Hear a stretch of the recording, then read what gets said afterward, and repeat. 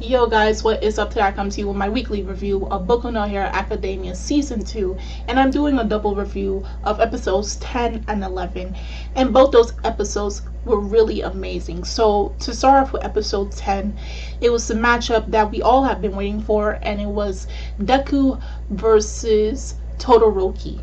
Now, we know that these two, their past kind of connects with each other, seeing as Todoroki's father is Endeavor. He's the second best hero, and he has some type of rivalry and jealousy and all that other stuff towards All Might.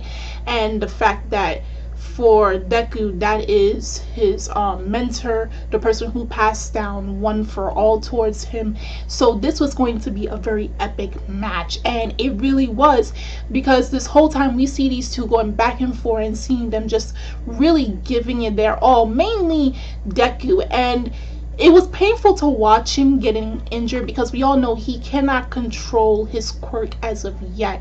So to see him constantly get injured and try to counterattack Todoroki's ice attack, it was really painful, because in a way he was trying to, deflect Todoroki's attacks and to make him go out of bounds. But of course, we had where Todoroki constantly had like a pillar of ice behind him supporting him. And it was mentioned that even though everyone has a different type of quirk that's unique to themselves, there is a limitation. And what we come to find out, that quirks are physical manifestations of your power. So the more overuse you have of it, there is some repercussions on it. So we come to find out for Kachan, even though it looks like because he was explaining, even though it looks like he's someone that can go on endlessly with his explosive quirk, there is a limitation on that. His body cannot handle it. And in this case, for Todoroki, because he's been constantly using, his cold,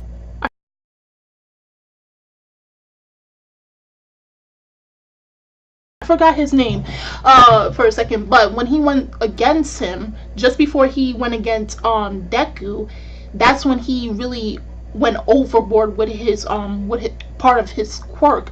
So the whole point of that fight was because we know the connections their past ties them to, and the fact that when Deku told Endeavor that Todoroki is nothing like him, because we also saw like a flashback, which I'm really grateful for, because we see why Todoroki resents his father so much. And we didn't really get to see his mom's face, but we know that Todoroki really loved his mom, and we saw his siblings.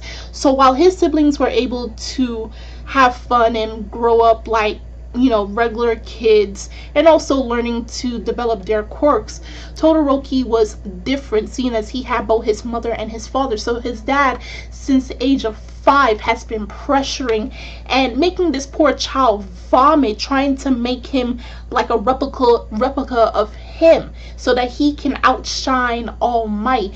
And we see where the father doesn't even show like fatherly tendencies. He doesn't really care for his kids, except for the fact that they must be number one.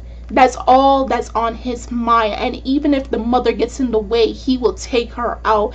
And when she did splash hot water over his face, hence why he has that scar to this day, he put his mom in the hospital, and he was making his mom crazy. And I'm like, dang, that's a messed up childhood Todoroki had.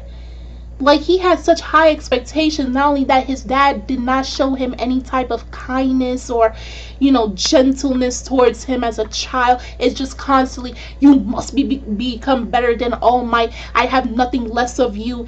And it was like, it was such a heavy burden on the family, especially towards him and his mother. And we don't know what happened to his mom.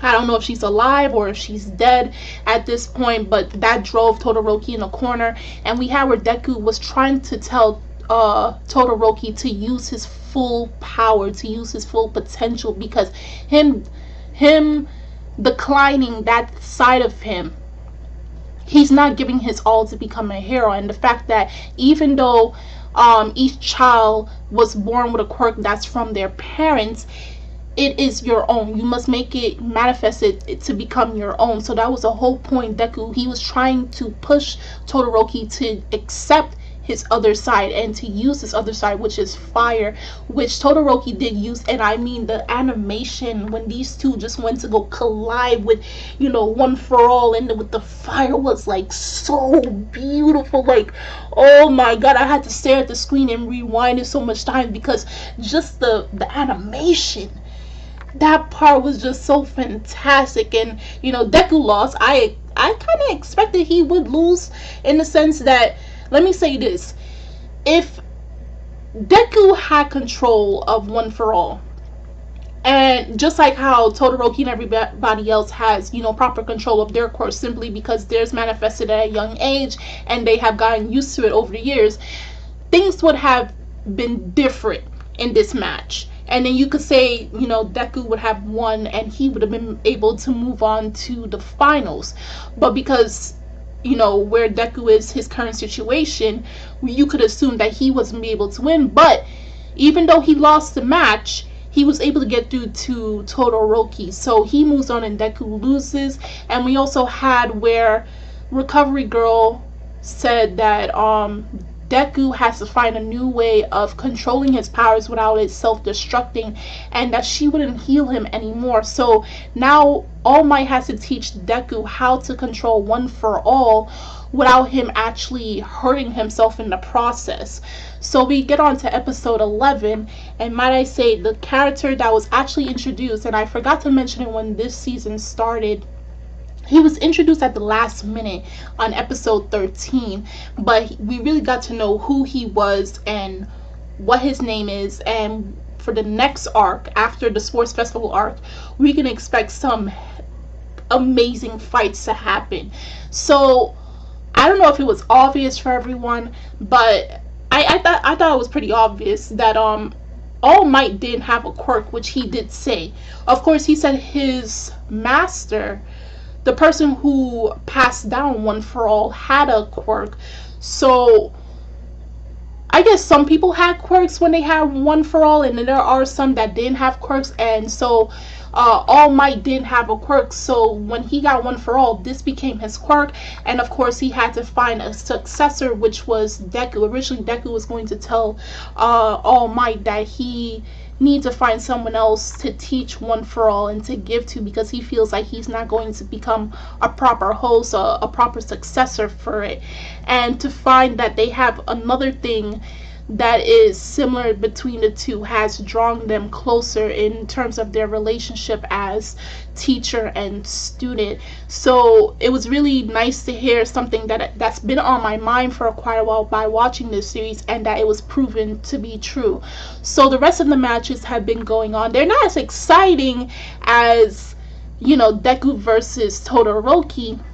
Of course, we have where Ida, Todoroki, Tokiyami and Kachan have moved up to the semifinals. Of course, Kachan beat Kirishima, which I found really surprising. But of course, like they say back in the last episode, that, you know, there are some, if you overuse your quirk or you're not fully used to it, there are some repercussions. So Kirishima can't really harden his body all over, so that's how he lost to Kachan. And then we had where Ida was going against Todoroki, and of course, even though he was fast, he was not fast enough to outmaneuver himself from Todoroki's ice. So he froze his boosters on his leg and he lost in the semifinals. And now we're getting to the finals with Kachan versus Todoroki, which is going to be a really epic battle for the finals. Of course, you can expect sponsors are going to be really looking out for these two characters in hopes that they will work with their businesses someday when they become pro heroes. Now, for that villain, I didn't know what his name was, but I'm really glad that they explained it. Now, we know that Ida, he looks up to his big brother, and because of his big brother, Tensei, he wants to become a pro hero as well, which is very admirable at the same time. So while the sports festival is going on, we had where his brother was on patrol because they heard there was a villain going on around the place and they need to put a stop to him. And he found that villain. Now, this guy looks menacing as hell. He looks scary too. And they cut off and they went back to the sports festival, and then when they brought it back is when Ida got a phone call from his mom saying that his brother got caught by a villain, and that's not good news at all. And then when we get back to the part, we see just a puddle of blood all over the place, Tensei just lying on the ground, and we have where this villain is like the only person who can defeat me is All Might. All these other heroes who are just going for fame and their vanity, they're nothing but trash, and like, you know, they're not true heroes. Okay, so for him, the only person who can, in hopes to beat this guy, because no other hero can, is All Might. So he's going to go challenge All Might to a fight to the death. Now, we already saw All Might fight the Villains League back in season 1 when they came and tried to use the kids as bait to draw him out, and we came back again where one of the members from the Villains League decided to work with him in hopes that they will defeat All Might. And this villain goes by the name of Stain the Hero Killer, which is very befitting because when we saw what he did to Tensei, and we just saw the aftermath. Now, we don't know what his skills are. We don't know what he's capable of. But the aftermath, once he's done with a hero or someone that's trying to stop him, it is devastation. And I'm really scared at this point for Tensei. I mean, he's not that much of a huge character that really impacts the story. But you do feel bad for Ida, because he really looks up to his older brother, and I hope he does not die due to the amount of blood loss there is. But I do feel like there is a lot of trouble brewing, so the sports festival arc is coming to a close very soon. I'm assuming by next week's episode, with the conclusion of who's going to win at the end of the battle between Todoroki and Kachan. And then we're going to move on to the next arc with Stain the Hero Killer, and just what his intentions are and how they're going to put a stop to him. Now, I know a lot of manga readers were talking about this guy, saying that this arc was really amazing, and I just want to hear your thoughts as manga readers. What are you anticipating? Now, don't give any spoilers, but how hyped up, how excited are you for the fact that this arc is coming up right after the sports festival? And also tell your thoughts on how you felt about the sports festival being animated. I'd love to respond back to you guys in terms of that. The links are in the description box as always, so you guys go check that out. And I'm Kimmy Chan of Anime Legends Podcast, and I will see you guys later. Bye.